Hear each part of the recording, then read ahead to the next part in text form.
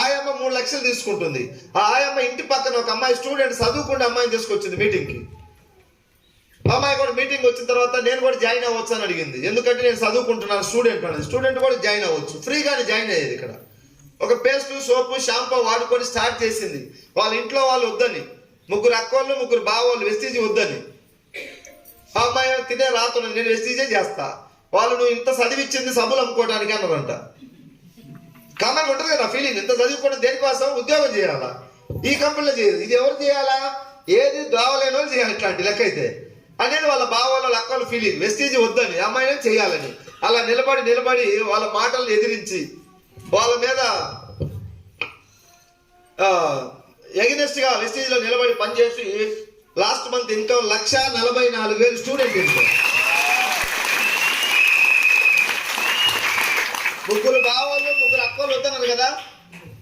ఇప్పుడు car book చేస్తుంది అమ్మా, ఈ రోజు రేపు 15 లక్షల కారు. మరి ఎక్కించుకుంటుంది అనుకున్నదో ఏమో కానీ 3 ఆధార్ కార్డు తీసుకొని మమ్మల్ని జాయిన్ చేయమంటారు. ఇప్పుడు వచ్చి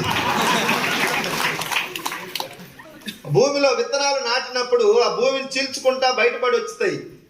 కాకులు తినాలని చూస్తాయంట విత్తనాలు, గింజల్ని స్టార్టింగ్ లో, అవునా కదా? ఆ భూమిని చీల్చుకుంటా భూమితో పోరాటం చేసి మొలక దశలో ఉన్నప్పుడు గొర్రెలు మేకలు తినాలని చూస్తాయంట.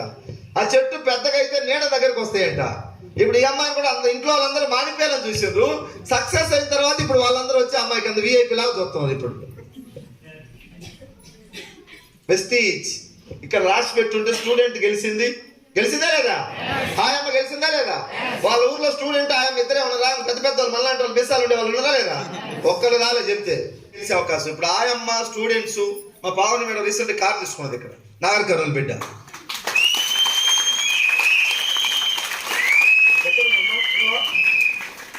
గట్టిగా అది ఫ్యాన్ కనుక మన ఫంక్షన్ హాల్లో పెట్టి ఫ్యాన్ పెడితే గాలికి పోతాం.